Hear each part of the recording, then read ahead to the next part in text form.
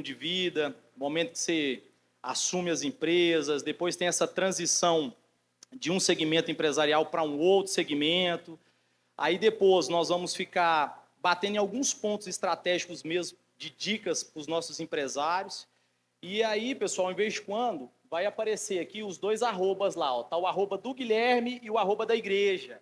Então, toda foto que você for tirar, faça a gentileza de colocar o arroba lá, vai ser muito bom. E também depois vai aparecer um QR Code, onde você vai acessar um grupo de WhatsApp aqui e fazer a sua pergunta. Se tiver alguma dúvida sobre qualquer assunto de empreendedorismo, você vai fazer, nós vamos ler e o Guilhermão aqui, na medida do possível, vai responder.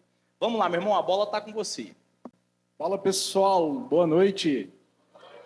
Primeiro, agradecer, Marcão, o convite, amigo do peito. E o meu objetivo aqui é, além da minha história de vida, eu tentar destravar um pouco quem está buscando novos horizontes. A minha experiência, eu sou publicitário de formação, eu tenho MBA em marketing, MBA em franquias, MBA em controladoria e finanças, MBA em holding, e comecei esse final de semana em inteligência artificial. Eu tenho alguns propósitos comigo, por exemplo, a área de conhecimento é uma. Eu sempre saio de um já pensando no próximo, porque eu me obrigo a ter pelo menos um final de semana por mês de estudo. Então, assim como, por exemplo, personal, eu tenho comigo também como uma âncora para eu poder treinar todos os dias. Então, eu trago para vocês essa reflexão. O que nós precisamos ter de âncoras nas nossas vidas para a gente aprimorar em conhecimento, aprimorar na saúde, até porque, para mim, os 3 principais pilares, Deus em primeiro lugar, saúde e família, esse é o tripé base do sucesso. E a gente estava até conversando aqui nos bastidores, né? Quem é o Guilherme por trás disso? Eu sou esposo da Andressa, pai de 3, são 2 meus e a Isadora, que é minha enteadinha maravilhosa, que é minha também. E eu tenho como propósito de vida bater 100 anos. Eu falo que essa é a minha grande meta de vida.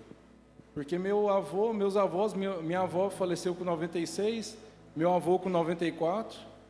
Eu falo, com a tecnologia que a gente está tendo, aprimoramento da medicina, eu tenho como meta de vida bater 100.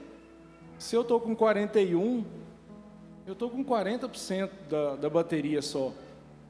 E eu comecei efetivamente a trabalhar com gestão aos 30.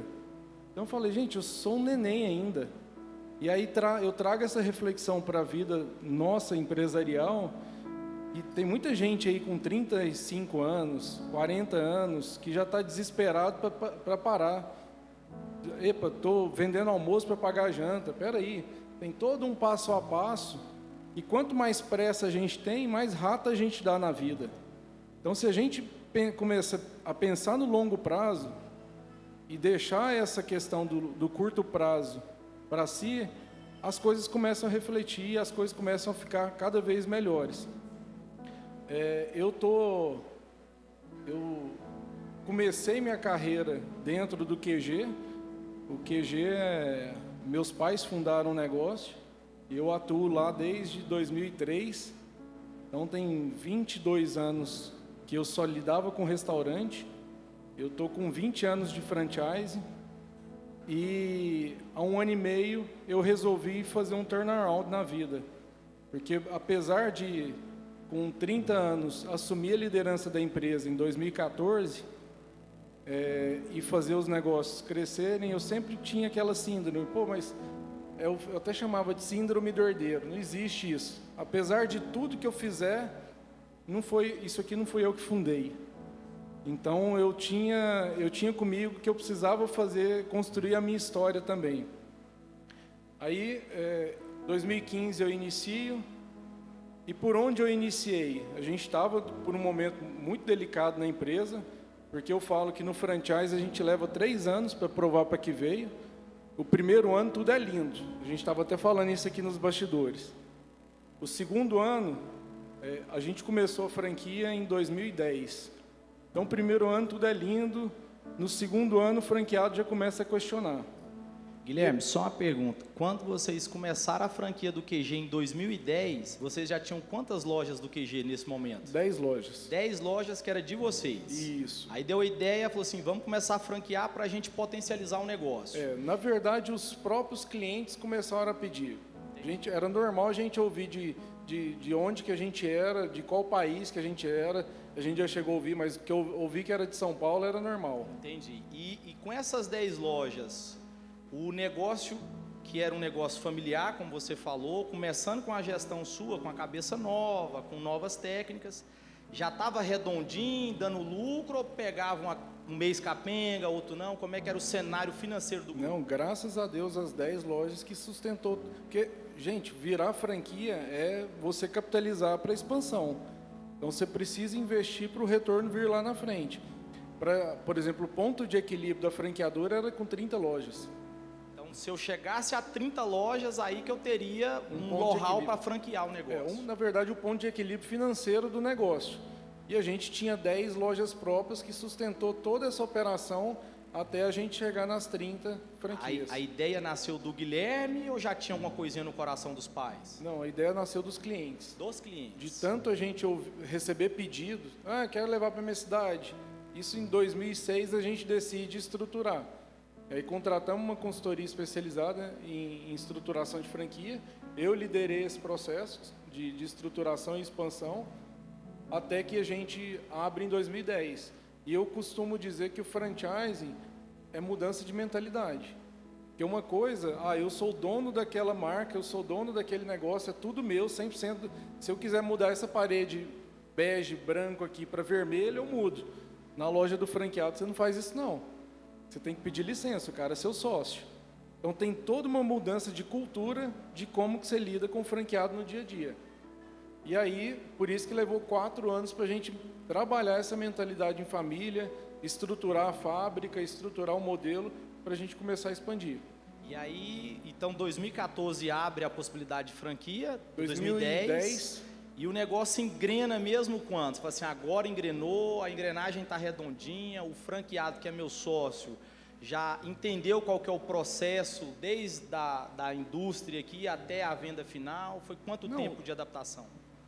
Com 1 ano e 1 ano e meio a gente já tinha dobrado o tamanho da rede. Então o início da operação, da expansão, ela é muito rápida. Só que aí vem a dor da expansão. Sim.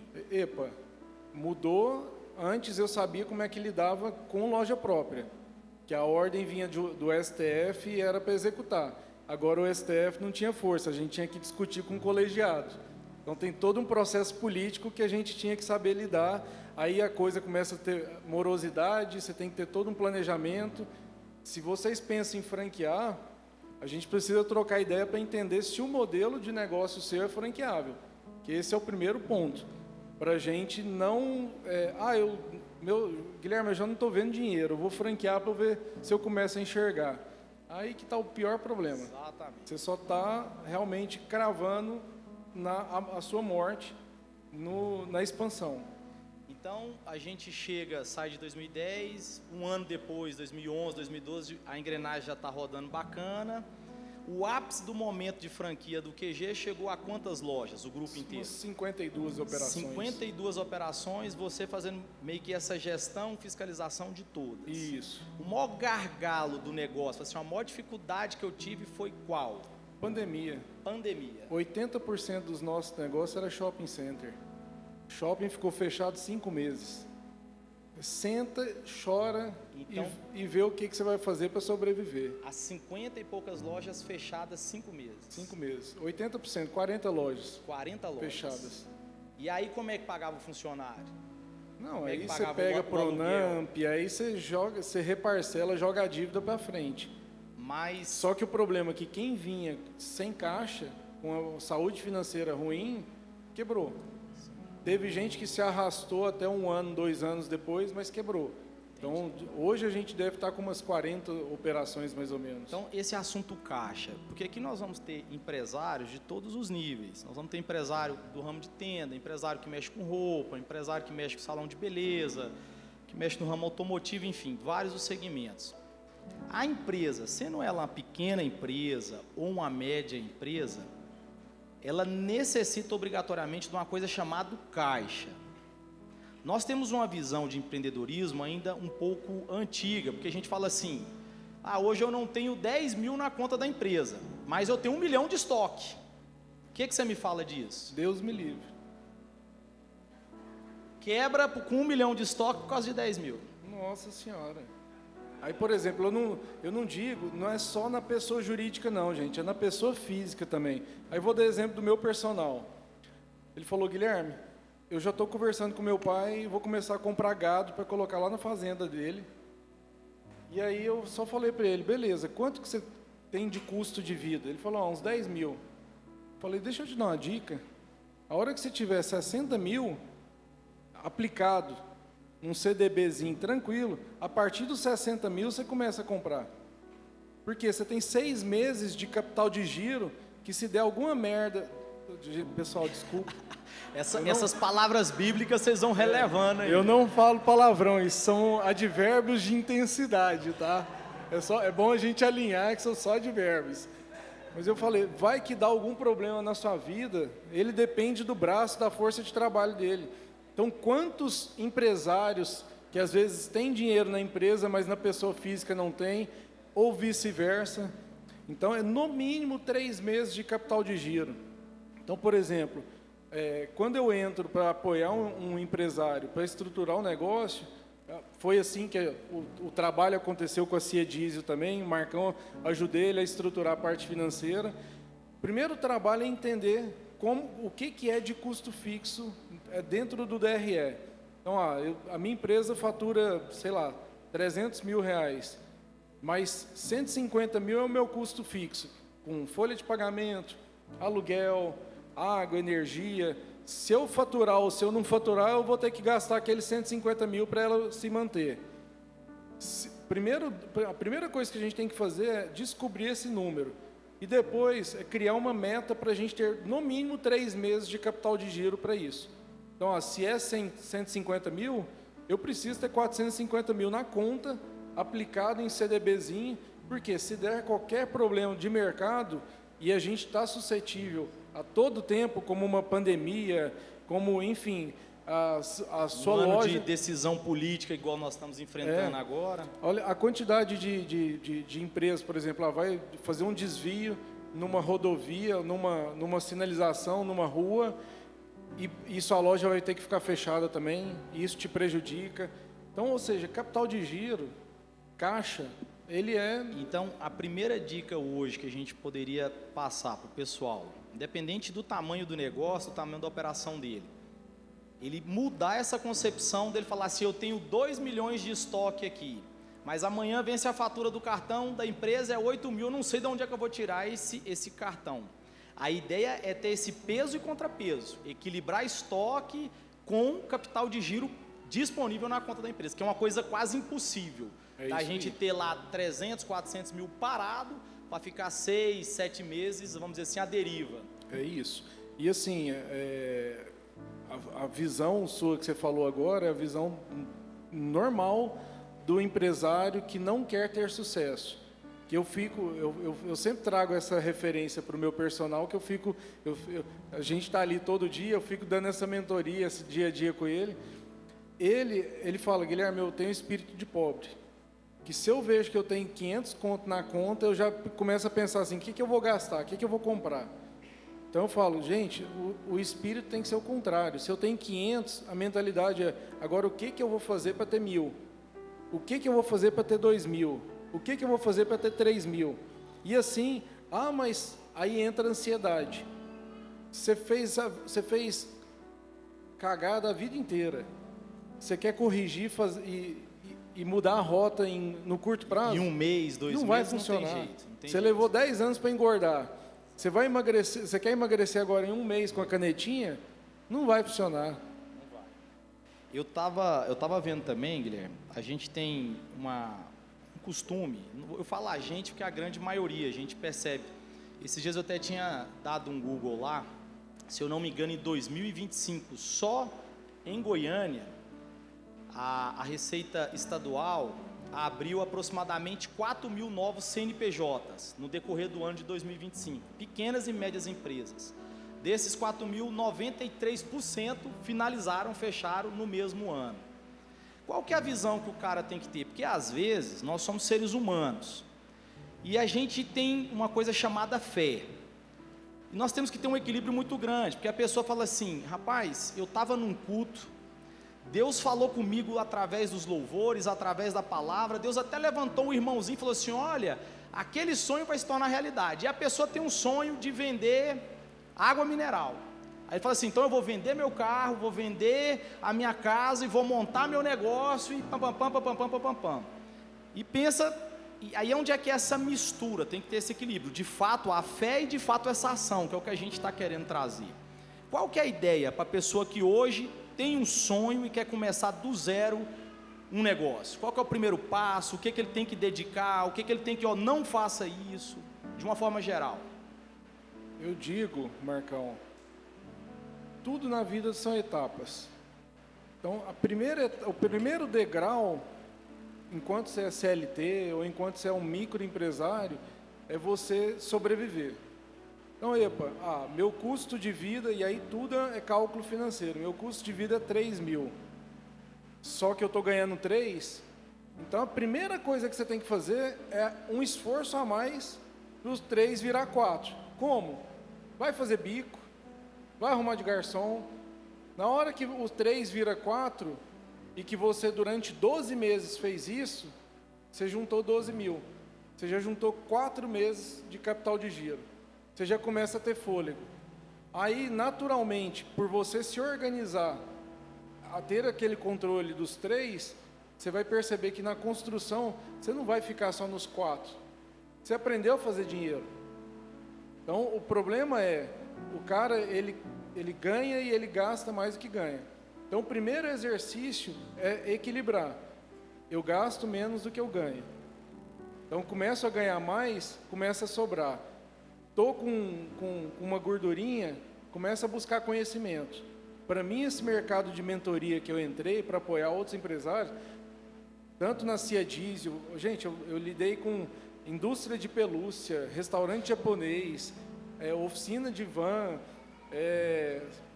na farmácia natural de manipulação. Então, olha a mentalidade como abre. E sabe o que eu descobri? É tudo a mesma coisa. Então, de restaurante ou oficina, os problemas são os mesmos. Você vai ter problema com gente, você vai ter problema com imposto, você vai ter problema financeiro. Então, como que a gente... Aí o que eu comecei a decidir o ano passado? Beleza, se é para ter problema, eu vou buscar um problema que me dê uma margem melhor. E aí é onde eu estou entrando para locação de motos.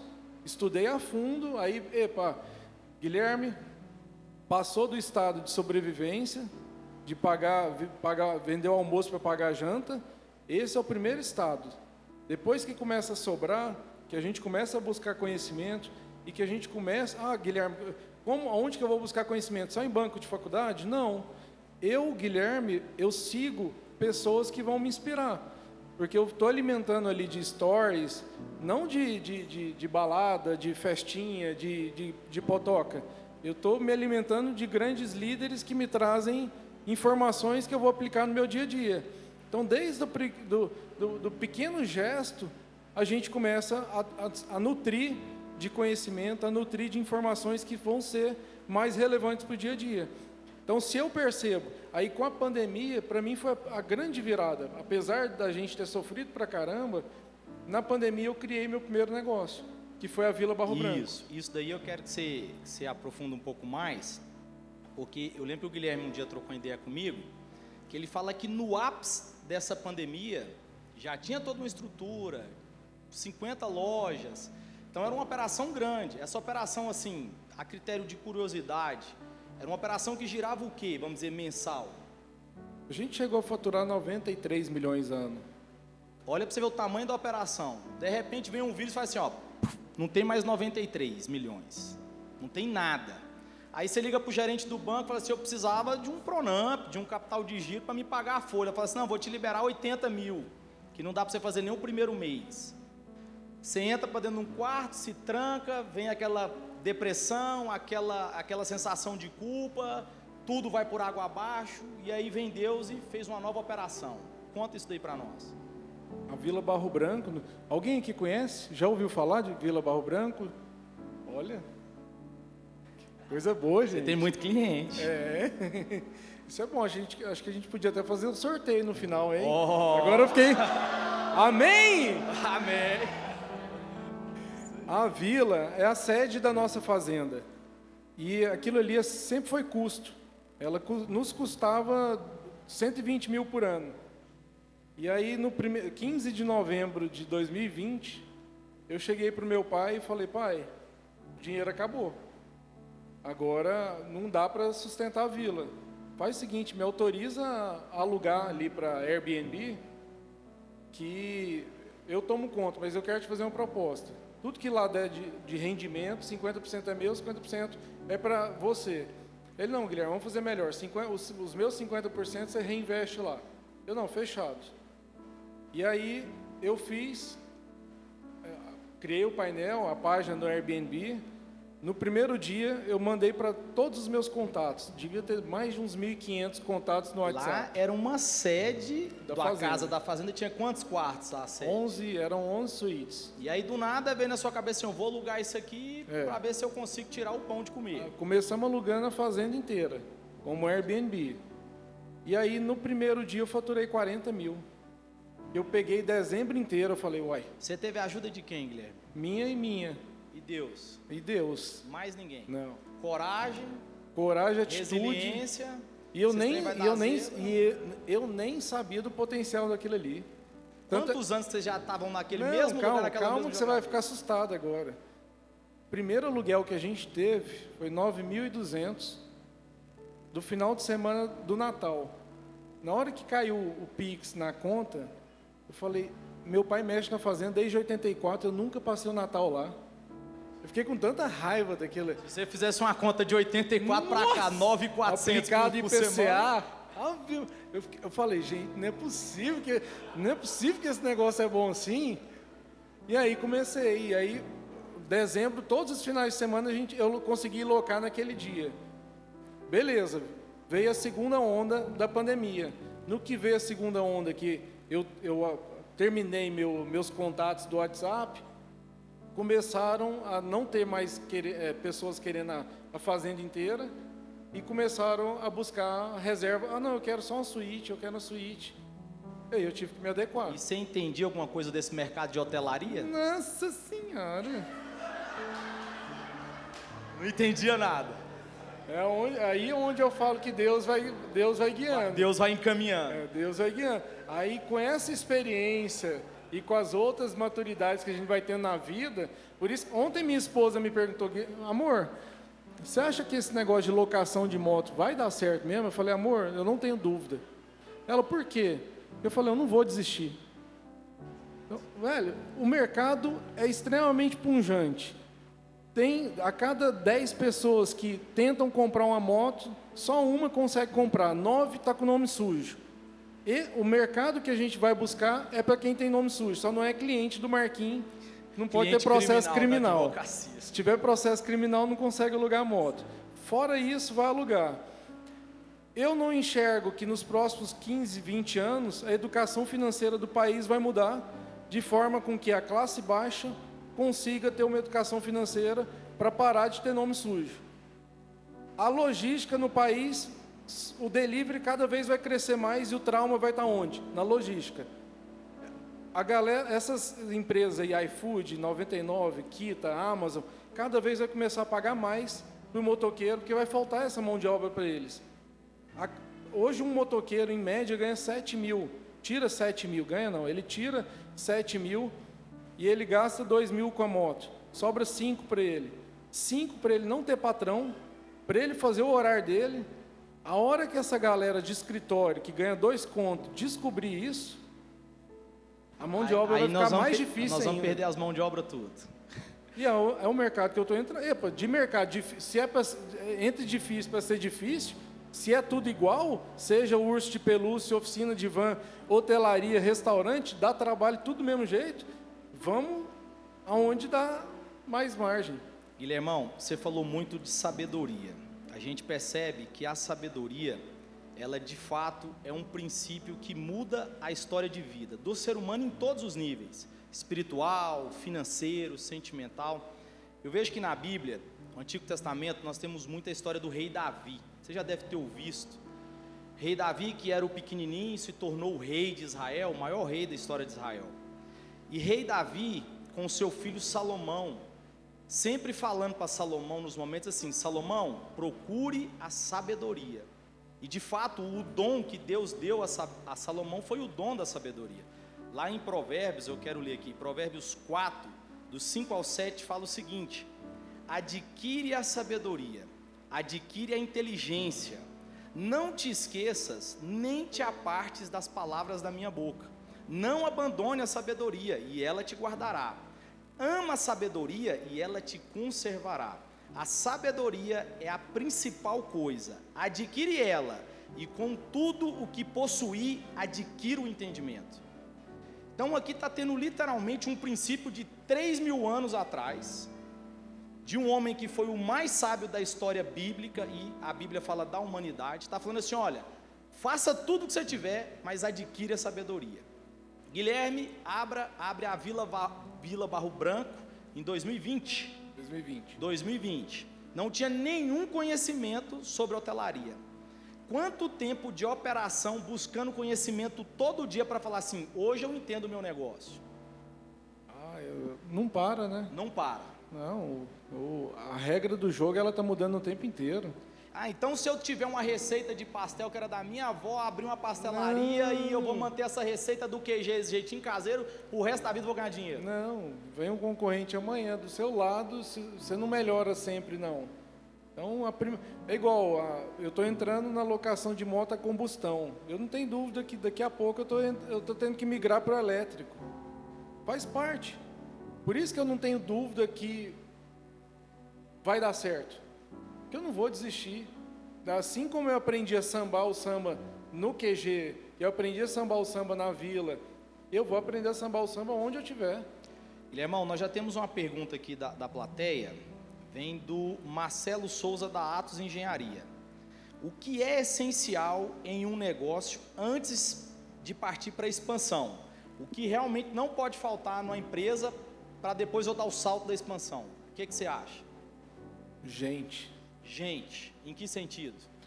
Por exemplo, o meu modelo de negócio, ele é para crescer com galpões nas cidades, galpões que vão caber aí 1.500, 2.000 motos de locação na cidade. Eu só vou abrir uma próxima cidade na hora que eu tiver gente que vai fazer essa gestão. Então, esse é o mercado, o modelo que eu desenvolvi para as motos, é um modelo de franquia.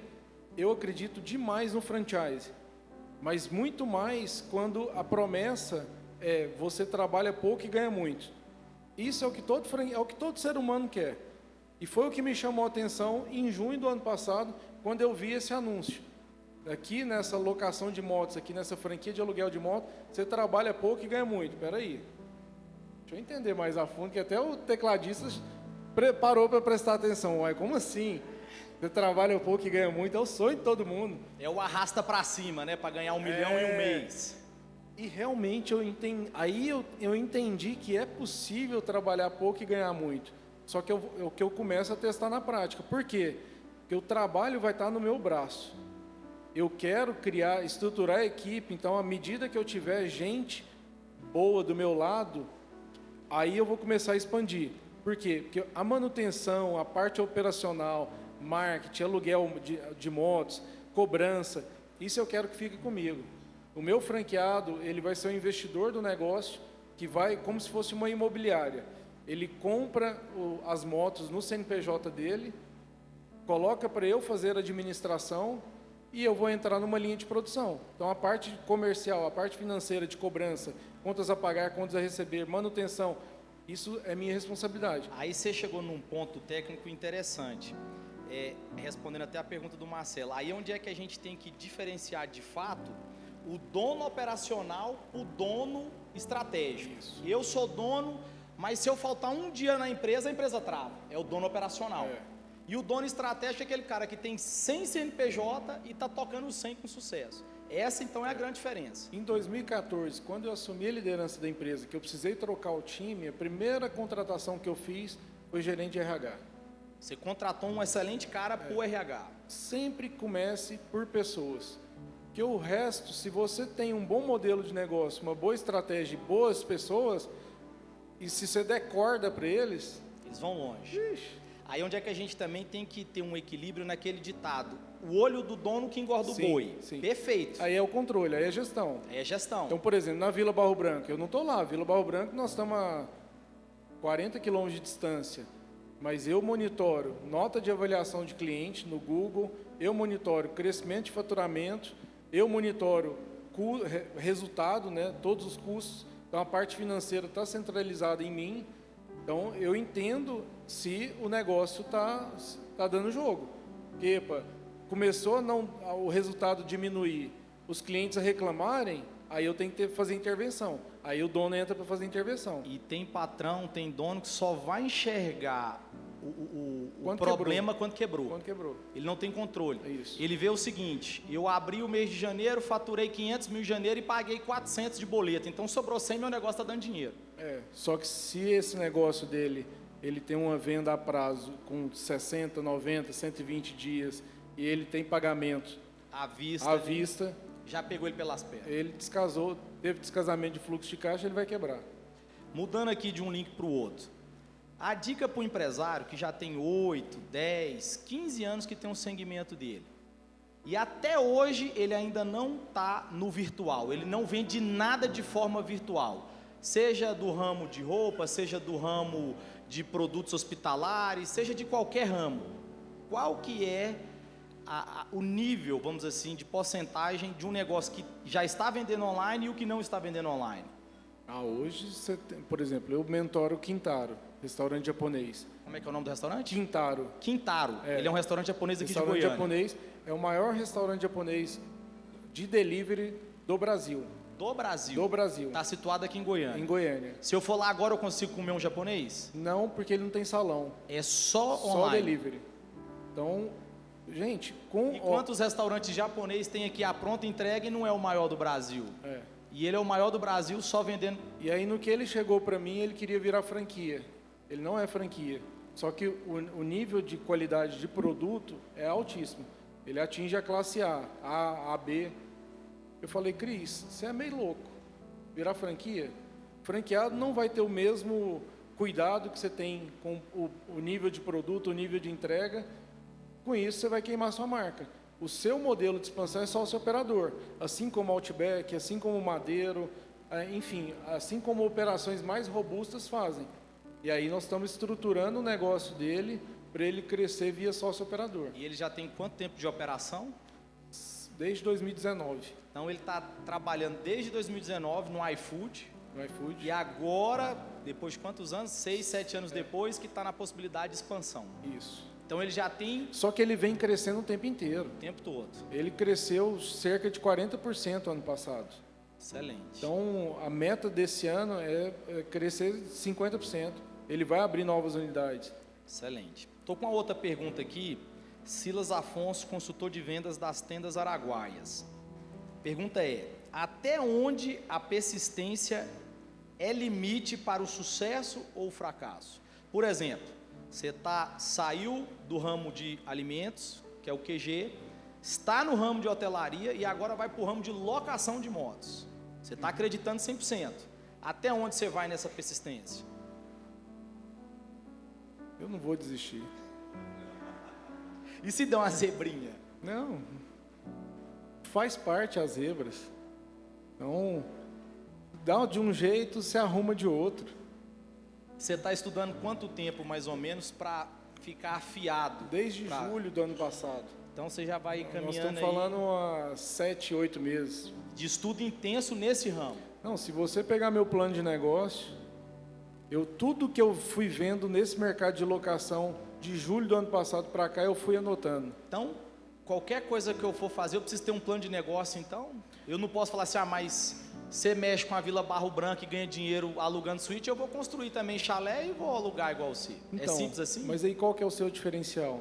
Por exemplo, eu estudei o Reclame Aqui a fundo da Motu, que é o primeiro lugar, e da Loque Agora, que é o segundo lugar. São os dois grandes concorrentes. São dois grandes. A Motu hoje não é franquia, é marca própria.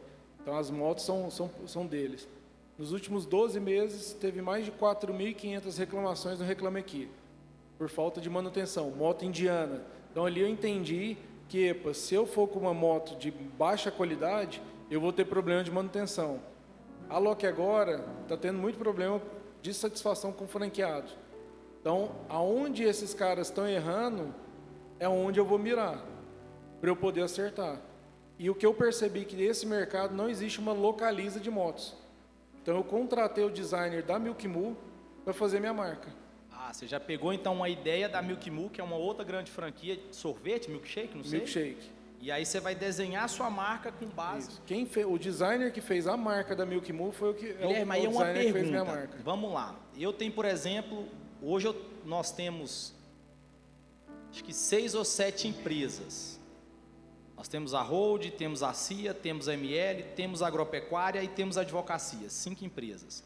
Aí eu vou contratar um profissional do marketing, por exemplo. Tem um que vai me cobrar R$1.000 por mês. Tem outro que vai me cobrar R$5.000 por mês. É difícil você pagar 5.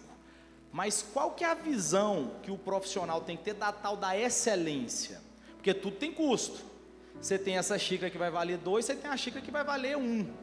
Qual que é a necessidade de tudo que você fizer com excelência? Você sempre procurar o melhor. Quando eu fui contratar um cara para cuidar das minhas redes sociais, a primeira característica que eu trouxe é: eu quero um colérico, eu quero um dominante.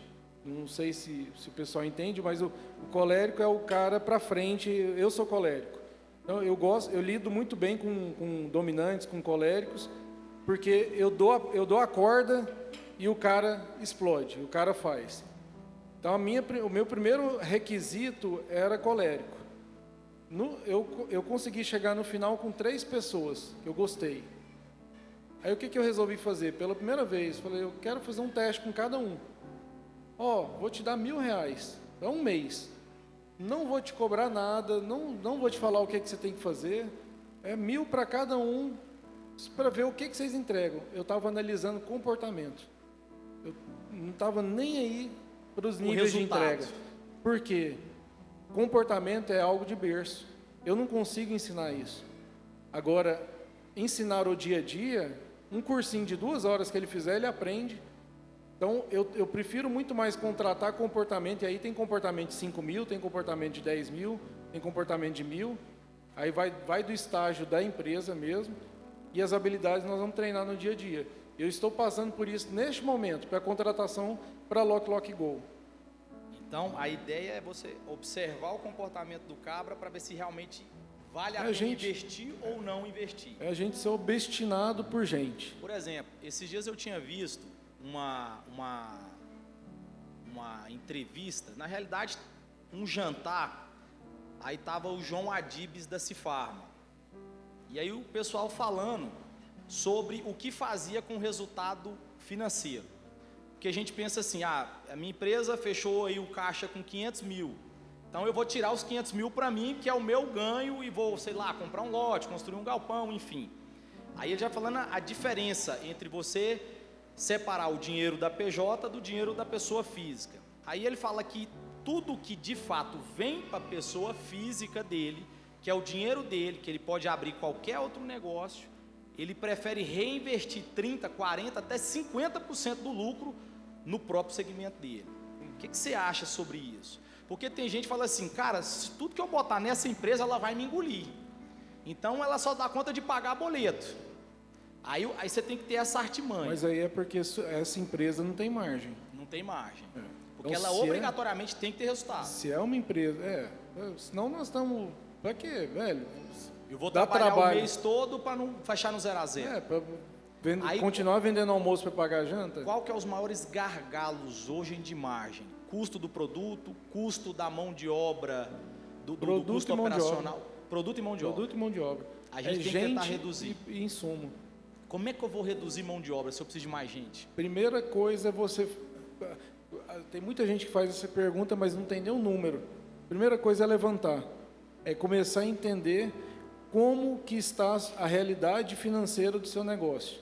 E eu vou fazer uma pergunta aqui para a plateia. Todos os empresários que estão aqui têm qualquer segmento. Quais os empresários aqui fazem o DRE mensal? Levanta a mão, por favor. Ó, muita gente. A visão do DRE... A visão do DRE é a visão do exame de sangue. Como que você vai descobrir se você está com triglicérides altos, se você não faz o exame? A empresa que hoje não consegue enxergar um DRE, ela está bem fadada ao fracasso? Você está atirando Está caminhando no escuro. Você está atirando no escuro. E aí, se você coloca... Por que que o João Adib põe dinheiro na empresa? Por que que eu, por exemplo, já tive com o investidor de... apliquem... Não, meu dinheirinho fica no CDB. Não invento de entender de bolsa de valores. Isso é... Velho, se eu sei que moto vai me dar dinheiro, se eu sei que hotelaria me dá uma boa margem, muito melhor do que bolsa de valores, que CDB, eu vou aplicar nisso. Mas o do CDBzinho ali, que me garante 1 ano de vida, de fôlego, tá lá. Tá lá quietinho. Ele eu não mexo. A partir dele... Eu começo a brincar. Aí eu brinco, que aí você pode errar. Aí você pode rasgar, aí você pode ter tempo, paciência... Entendi. Ficar 9 meses para estruturar um novo negócio. Entendi. Porque aí você tem conforto, né? Segurança. O conforto ele vai gerar... Por isso que eu falo, são as etapas.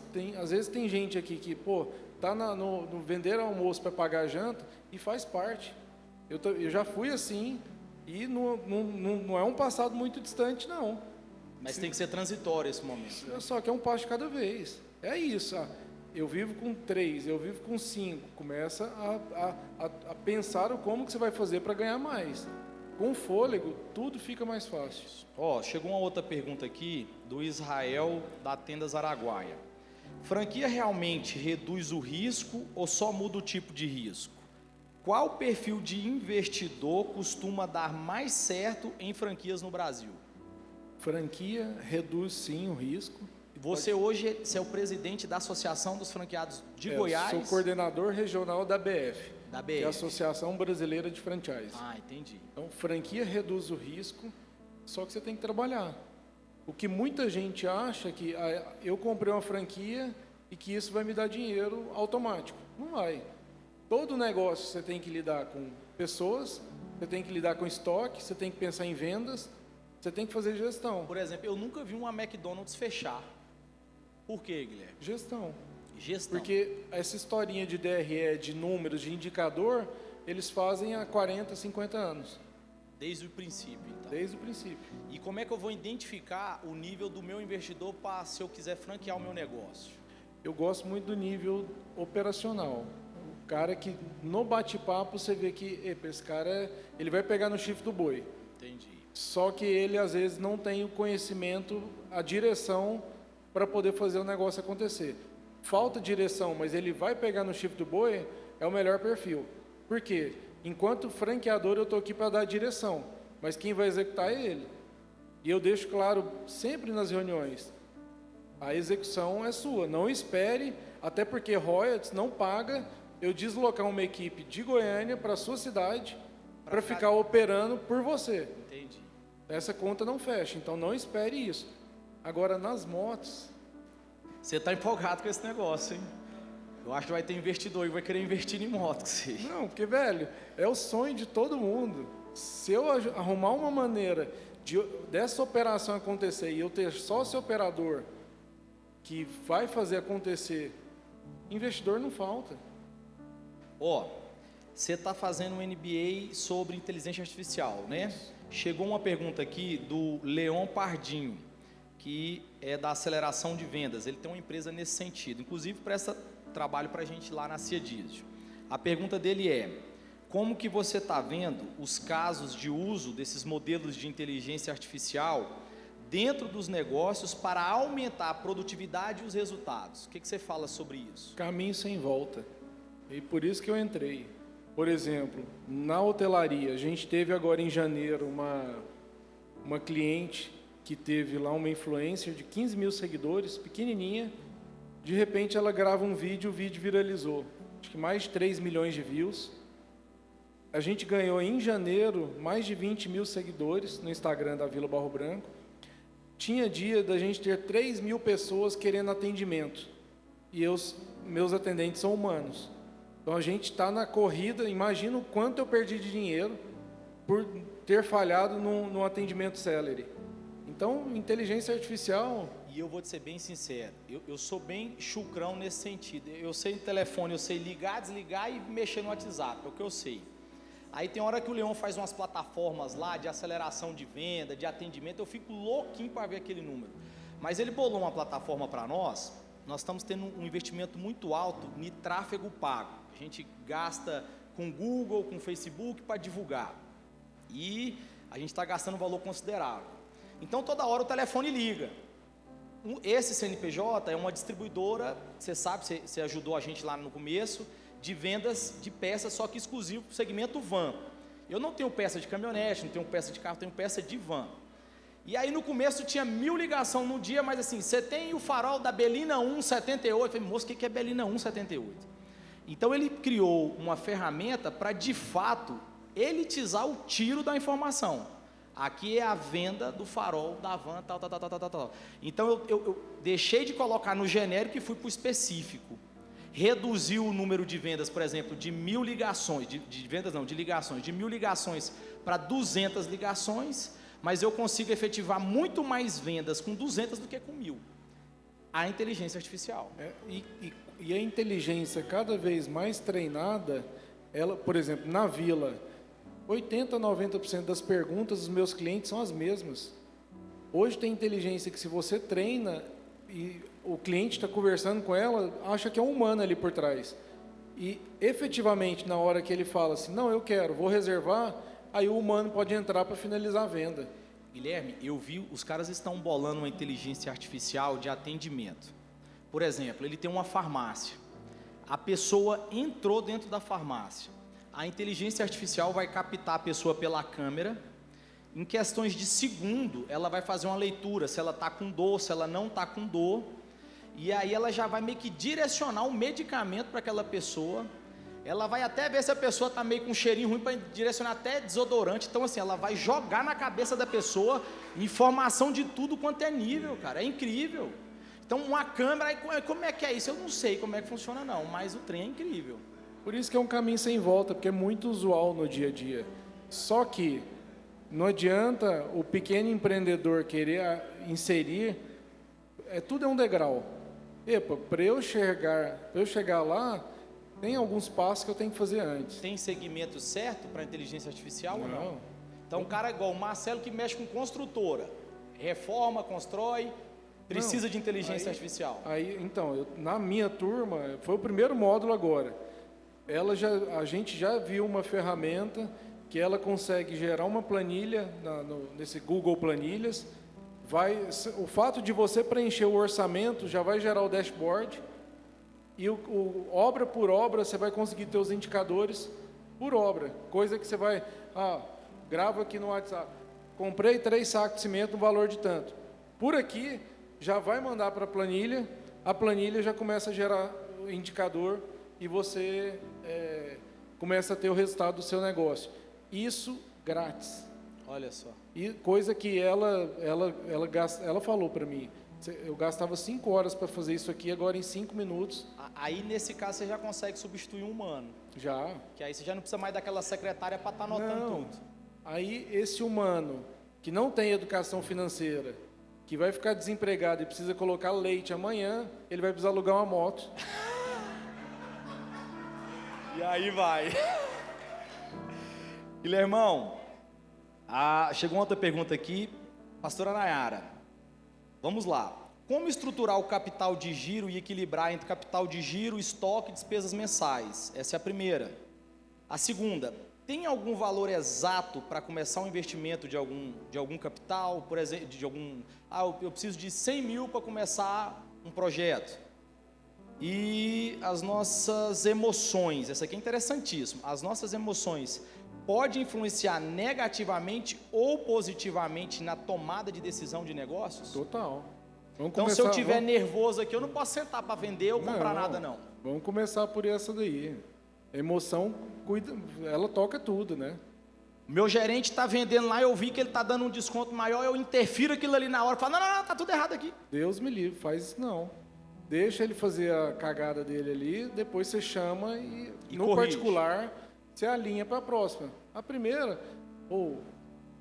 show de bola, gostei da sua atitude, porque você queria fechar a venda, mas da forma que você fechou, a gente fecharia no negativo.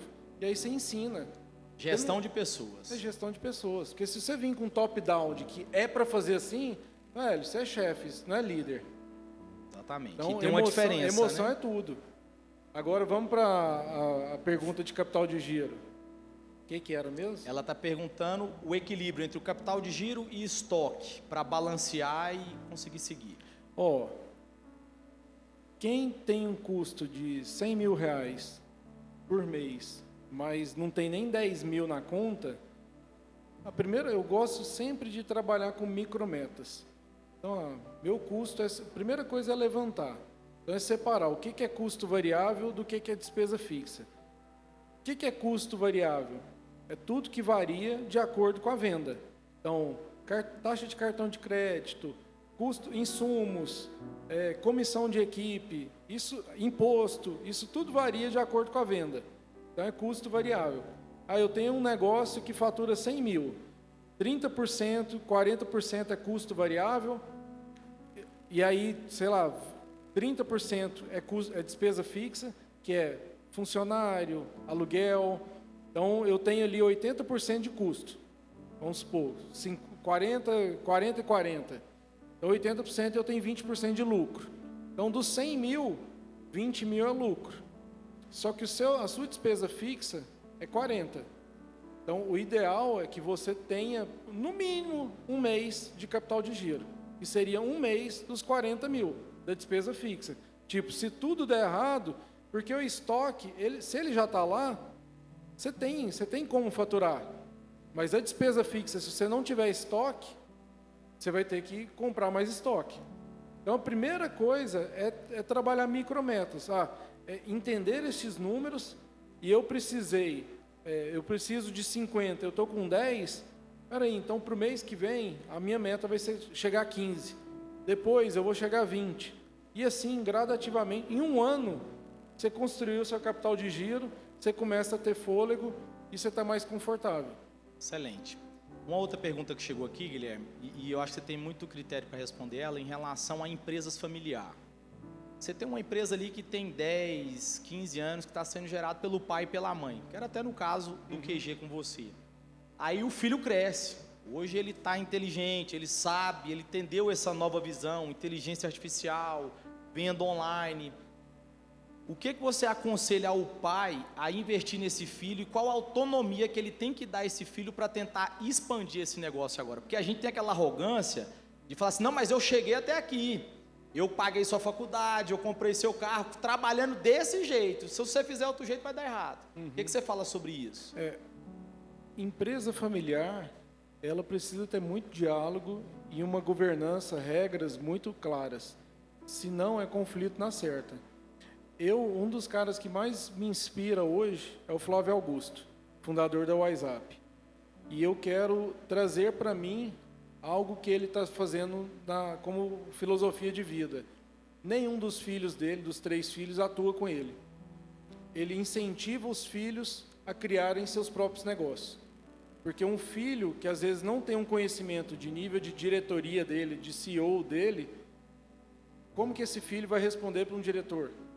É muito complexo. Eu quero, no meu dia a dia, e eu já converso isso com meus filhos, eu tenho um de 13, um de 11 e um de 8, eu já converso com eles de que eu quero começar a incentivá-los. O dia que eles quiserem abrir um negócio, o papai vai ajudar.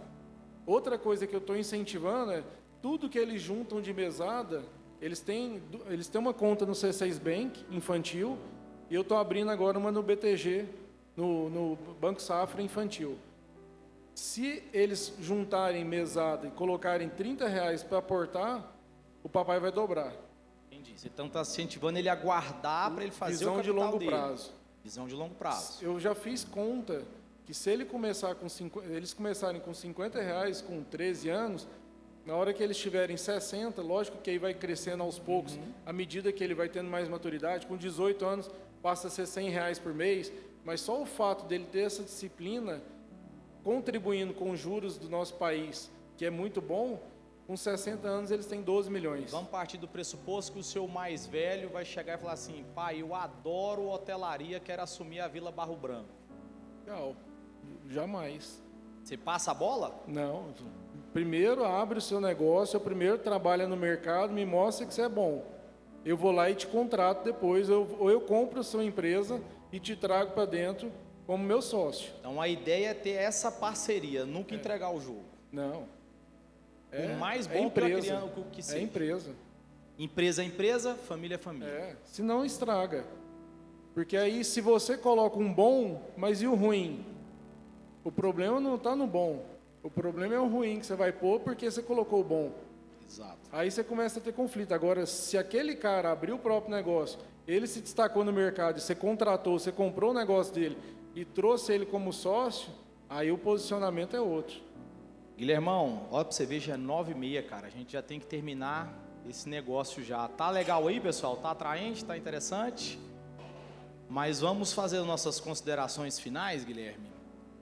Hoje aí, vamos dizer, você vai ter aí seus minutos finais para dar um rasante geral aí do que você tem que passar. Porque é muito pouco tempo para passar muita coisa. O ideal é se tivesse gráfico, a gente riscar, enfim, fazer matemática. Ser empresário no Brasil não é fácil. Ser brasileiro não é fácil. A gente tem um privilégio que a gente tem a fé em Deus. Deus é a nossa economia, Deus é a nossa política. Ele é o dono, o criador de tudo e a gente crê nisso. Mas ao mesmo tempo nós temos a nossa humanidade. Temos que enfrentar 1 leão por dia, 10, 20 leão por dia. O que você aconselha hoje o pequeno, o médio ou o grande empresário que está aqui, o ramo que ele tem que tomar, o que ele tem que fazer, o que você tem de visão para o 2026? Nós temos 11 feriados nacionais, esse mês agora já começa o carnaval. Nós temos uma Copa do Mundo que vai durar 2 meses, junho e julho. Nós temos uma campanha para presidente da República. Então 2026 vai ser montanha-russa. Para mim vai ser maravilhoso. Mas você é dono da Hotelaria e de moto. Hotelaria e de moto. O que você fala para a Delivery vai crescer. Aí. Pessoal, primeiro, se está tudo bem, se junte a Deus. Se está tudo mal, se junte a Deus. Deus em primeiro lugar. Cuidemos da nossa saúde, da nossa família e comecemos a pensar no longo prazo. A medicina vai melhorar. Então, hoje, a idade média que a gente tinha ali há 50 anos atrás, que era de 50 anos, 60 anos, 70, isso, na nossa geração, ela vai bater os 90, 100 anos. Então, para que a gente tem que ter pressa? Se você está passando por um momento de dificuldade, vendendo o almoço para pagar a janta, entenda que isso é momentâneo. Se junte com pessoas melhores que vocês, através de Instagram, pare de ficar vendo besteira no digital, se junte e comece a trazer conhecimentos que vai ampliar a visão que você tem do hoje. E não tenha preguiça, que vai passar. Nada acontece de um dia para o outro, né, Guilhermão? Não. Você falando aí, eu sou advogado, atuo, hoje não estou atuando tanto, mas sempre atuei na área criminal. Eu tenho um cliente que ele está exatamente vai fazer 87 anos agora em junho, está aí com quase mais de 100 anos de condenação, e todos os dias ele me liga e fala assim: você tem que me colocar na rua, eu estou perdendo dinheiro. Nós estamos falando de um homem que está acima da média, tem um patrimônio milionário, e já está vivendo um conforto do direito, está em prisão domiciliar, enfim. Mas com 86 anos, sabe o que ele queria fazer? Ele queria comprar uma fazenda para investir em seringueira. Ele ia plantar a seringueira, ela vai nascer daqui 10 anos e vai começar a dar o leitinho, se eu não me engano, daqui 20, 30 anos. Eu falei: doido, você não vai conseguir ver nem ela sair da terra. Ele falou assim: não tem problema, eu vou deixar meu legado. O cara não quer desistir, ele não quer parar. É isso. E enfrenta leão todo santo dia. Como é que eu, com 100 anos de condenação penal, estou querendo ir para a rua para ganhar dinheiro? E a gente vê pessoas aí com 30, 40, já reclamando da vida, de cansaço. Não, gente, tá cansado? Descansa. Tira uma semaninha na Vila Barro Branco. Tira uma semaninha na Vila Barro Branco, dorme mais cedo, começa a exercitar, faz a sua parte, mas pensa no longo prazo. Porque daqui 10 anos, gente, a Vila começou em 2020, mas efetivamente como pousada tem 4 anos. Então, a minha vida mudou de 4 anos para cá, porque até então eu só sabia lidar com restaurante. E eu digo que mudou é porque abriu horizontes. E aí na hora que eu vi que eu consegui pegar um negócio do zero, construir uma marca e começo a ajudar outros empresários, que eu começo a entender de outros mercados, e eu desculpo que é tudo igual, mas peraí. É só a gente fazer, e fazer bem feito sem pressa. Só que para isso, tem as etapas. Então é Deus, Deus, Deus, saúde e família. Amém, Guilhermão.